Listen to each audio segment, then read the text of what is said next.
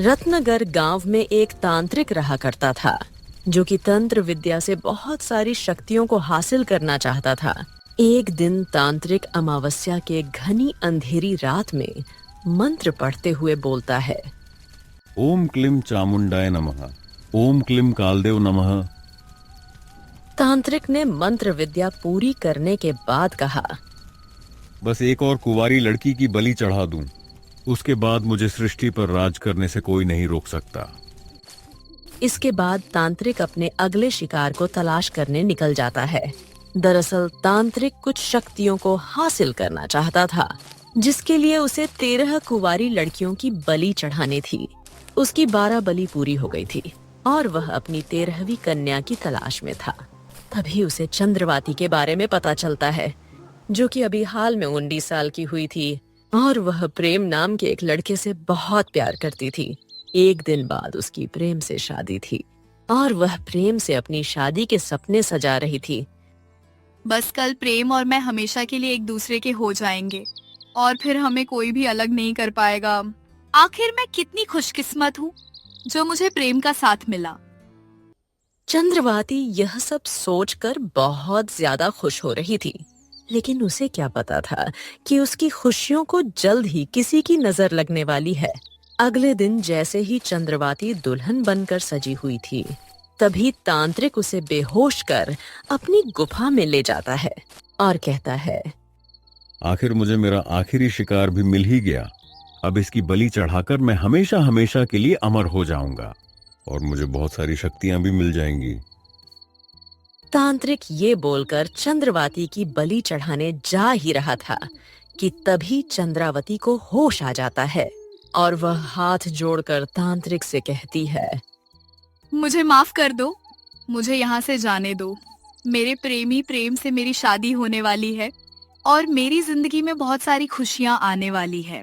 मैं नहीं चाहती कि तुम मेरी जान लो। बड़ी मुश्किल से मैंने अपना शिकार बनाया है तुझे, और मैं तुझे यहाँ से अब जाने नहीं दूंगा। आज मैं तेरा सर काट कर तेरी बलि चढ़ाकर हमेशा के लिए अमर हो जाऊंगा और कई सारी काली शक्तियों का मालिक बन जाऊंगा। तांत्रिक चंद्रवाती के भीख मांगने पर भी उसकी एक नहीं सुनता और चंद्रवाती अपने हाथ में तलवार उठा लेती है और रोते हुए कहती है, तांत्रिक, तूने मेरी जिंदगी को तबाह कर दिया, लेकिन मैं तुझे भी कभी खुशहाल नहीं रहने दूंगी। तू मेरी बलि चढ़ाकर कई सारी काली शक्तियों का मालिक बनने वाला था, लेकिन मैं तेरा यह मकसद कभी कामयाब नहीं होने दूंगी। अब चंद्रवाती यह बोलकर खुद ही अपनी गर्दन को काट लेती है, जिसकी वजह से तांत्रिक की तंत्र विद्या कामयाब नहीं हो पाती और खंडित हो जाती है। और इसके बाद चंद्रवाती एक सरकटी चुड़ैल में बदल जाती है और तांत्रिक वहां से भाग जाता है। मैं चुड़ैल बन गई हूँ, लेकिन मैं उस तांत्रिक को नहीं ढूंढ पा रही। इसका मतलब मेरा कातिल जब तक जिंदा है मुझे भटकना पड़ेगा। मुझे उसे किसी भी हाल में ढूंढना होगा, वरना मेरी आत्मा को कभी शांति नहीं मिल पाएगी। सर कटी चुड़ैल भटकने लगती है और गांव के मर्दों को एक एक करके सर काट कर मारने लगती है, लेकिन गांव के लोगों को मारने के बाद भी उसे मुक्ति नहीं मिल पा रही थी। उसे कुछ भी समझ नहीं आता कि वह क्या करे जो उसे मुक्ति मिल जाए। गांव से रामू शहर किसी काम से जाता है और रात के समय वो गांव वापस आ रहा होता है। हे राम, बस किसी तरह मैं जिंदा घर पहुंच जाऊं। गांव में आजकल सरकटी चुड़ैल का आतंक है। वो गांव के मर्दों की बलि चढ़ाती है। रामू ये बोल ही रहा था और घबराकर अपने रास्ते से जा रहा था कि तभी एक सर लुढ़कता हुआ उसके पास आता है। वह उसे गेंद समझकर अपने हाथों में उठा लेता है। वह कोई और नहीं, सरकटी चुड़ैल का सर था। थोड़ी ही देर में उसका धड़ भी वहां आ जाता है। यह सब देखकर रामू बहुत ज्यादा घबरा जाता है। इससे पहले कि सरकटी चुड़ैल उसका सर काटती, वह दिल के दौरे से मर जाता है। आखिर यह तो ऐसे ही मर गया। मुझे इसे मारने का मौका ही नहीं मिला। कोई बात नहीं, इसे देखकर गांव वालों में मेरा खौफ और ज्यादा बढ़ जाएगा। अब चुड़ैल ये बोलकर जैसे ही पीछे पलटी तो वह देखती है कि गांव का एक दूसरा आदमी किशन यह सब कुछ देख रहा था। किशन को देखकर वह हंसने लगती है।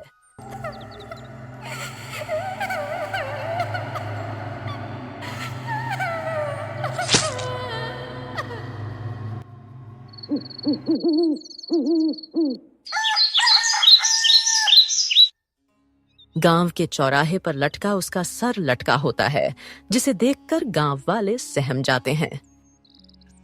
आखिर ये सब हमारे गांव में हो क्या रहा है? कौन है ये सर? कटी चुड़ैल, जिसका आतंक बढ़ता ही जा रहा है। गांव में कोई भी सुरक्षित नहीं है। इससे तो अच्छा है कि हम लोग गांव छोड़कर ही निकल जाएं। मुसीबत से भागना कभी भी मुसीबत का हल नहीं होता है। हम सबको मिलकर इसके खिलाफ आवाज उठानी होगी और इससे लड़ने का कोई तरीका निकालना होगा। अरे राम भैया, बातें तो तुम बहुत बड़ी बड़ी करते हो, काम भी बड़ी बड़ी करो। तुम ही बता दो कि आखिर हम इस चुड़ैल से निजात कैसे पा सकते हैं। इस गांव में कुछ साल पहले एक तांत्रिक रहा करता था और उसके बाद ना जाने क्यों वह गांव छोड़कर भाग गया। हमें उसे इस गांव में वापस लाना होगा। वही है जो हमारी मदद कर सकता है, लेकिन उसे लेने के लिए जाएगा कौन? आप लोग बिल्कुल भी फिक्र मत करिए और निश्चित हो जाइए। उस तांत्रिक बाबा को लेने के लिए मैं जाऊंगा। उसके बाद हमारे गांव की सारी परेशानियां हल हो जाएंगी और हमें किसी भी तरह की कोई दिक्कत नहीं होगी। इसके बाद में राम अब दूसरे गांव से तांत्रिक को लेने के लिए निकल जाता है। वहीं गांव की एक लड़की पुष्पा को बहुत तेज प्यास लगी थी। रात का समय था। उसने घड़े से पानी निकाला और कहा, हे राम, इस घड़े में तो पानी ही नहीं है। ऐसे में तो मैं पूरी रात प्यासी ही मर जाऊंगी। एक काम करती हूँ, पास के गांव के कुएं से पानी ले आती हूँ। वैसे भी वह चुड़ैल तो सिर्फ आदमियों को मारती है और मैं तो एक औरत हूँ। पुष्पा यह सोचकर गांव के कुएं से पानी निकालने के लिए निकल जाती है, लेकिन जाते हुए उसे भी बहुत डर लग रहा था। ना जाने मुझे क्यों इतना डर लग रहा है, जबकि वो चुड़ैल तो बस आदमियों को मारती है। क्या पता आज उसका किसी औरत को मारने को मन हो जाए। जल्दी कर पुष्पा, जल्दी कर, घड़े में पानी भर और निकल यहाँ से। पुष्पा पायल बजाती हुई कुएं के पास जा रही थी। तभी वह चलना बंद कर देती है, लेकिन तब भी उसे पायल की आवाज सुनाई देती है। अरे ऐसे कैसे हो सकता है, मैं तो चल ही नहीं रही और फिर यह पायल की आवाज कहाँ से आ रही है। थोड़ी ही देर में जब पुष्पा को किसी औरत की परछाई नजर आती है तो वो परछाई के पास जाती है तो देखती है उस औरत का सर ही नहीं था। थोड़ी देर में वहां पर एक धड़ भी प्रकट हो जाता है। वह कोई और नहीं बल्कि सचमुच में एक चुड़ैल थी। पुष्पा ने डरते हुए कहा, चुड़ैल, तुम तो सिर्फ मर्दों को मारती हो ना, और मैं मर्द नहीं हूँ। मैं सिर्फ मर्दों को नहीं मारती, मैं औरतों को भी मारती हूँ। लेकिन इस गांव की औरतें रात को बाहर ही नहीं निकलती, तो मैं उन्हें मारूं कैसे? लेकिन आज मुझे अपना पहला शिकार मिला, जो कि एक औरत है। पुष्पा बहुत ज्यादा डर गई थी। उसे समझ नहीं आ रहा था कि अब वह चुड़ैल उसका क्या करने वाली है। वह अपने भगवान को याद करने लगती है कि कोई उसे बचा ले। जैसे ही चुड़ैल पुष्पा का सर धड़ से अलग करने वाली होती है, तभी वहां राम तांत्रिक बाबा को लेकर आ जाता है और तांत्रिक बाबा ने कहा, रुक जा चुड़ैल, आज तेरा इस पृथ्वी पर आखिरी दिन है। तुझे मैं मुक्ति दिलवा कर रहूंगा। चुड़ैल ने पलटकर देखा तो वो तांत्रिक बाबा कोई और नहीं बल्कि वही तांत्रिक बाबा था जिसकी वजह से चंद्रवाती की जान गई थी। तो आखिर आ गया तू इस गांव का मसीहा बनकर, लेकिन इन गांव वालों को भी तो बता दे कि तूने क्या किया है। असल में कुछ ही देर में वहां पर सारे गांव वाले इकट्ठा हो जाते हैं। राम ने हिम्मत करके कहा, आखिर क्या बोल रही हो तुम? चुड़ैल, तांत्रिक बाबा ने क्या किया? यह तो बहुत अच्छे हैं। यही हमें तुम्हारे प्रकोप से बचाने के लिए इस गांव में आए हैं। इसके बाद में चुड़ैल गांव वालों को बताती है कि वह चुड़ैल बनी क्यों।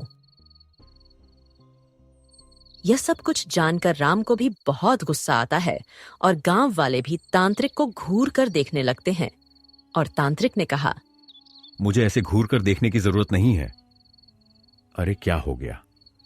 अगर मैंने इस गांव की 13 लड़कियों को मारने की कोशिश की तो उससे मुझे जो शक्तियां मिलती, मैं उन शक्तियों से गांव के बाकी लोगों की मदद भी तो करता। तांत्रिक बाबा, अगर आप किसी की मदद करते हो तो इसका मतलब यह नहीं कि आपको बाकी लोगों को मारने का हक मिल गया। चंद्रवती चुड़ैल के साथ जो कुछ भी हुआ वो गलत किया था आपने। देखो, अब तुम सब लोग सोच लो, मैंने दूसरे गांव में रहकर 13 कन्याओं की बलि चढ़ाकर बहुत सारी अद्भुत शक्ति हासिल की है और अमर भी हो गया हूं। मैं ही हूं जो तुम्हें इस चुड़ैल से निजात दिलवा सकता है। अब तुम सब लोग फैसला कर लो, तुम्हें इस चुड़ैल से छुटकारा चाहिए या फिर मुझे मेरे किए की सजा देनी है। अब सब लोग गांव वाले अच्छे से सोचते हैं और उन्हें एहसास होता है कि चुड़ैल जो कर रही थी वह गलत तो था, लेकिन उसे ऐसा तांत्रिक ने बनाया था, वरना वह तो एक खुशहाल जिंदगी बिताना चाहती थी। सभी गांव वालों की आंखें नम हो गईं और राम ने कहा, हम गांव वालों का यह फैसला है कि हम चुड़ैल का साथ देंगे।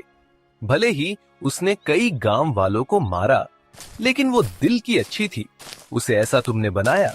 इसलिए अगर किसी को सबसे पहले सजा मिलनी चाहिए तो वो तुम्हें मिलनी चाहिए। तभी एक गांव वाला एक तलवार लेकर आता है और चुड़ैल के हाथ में थमा देता है।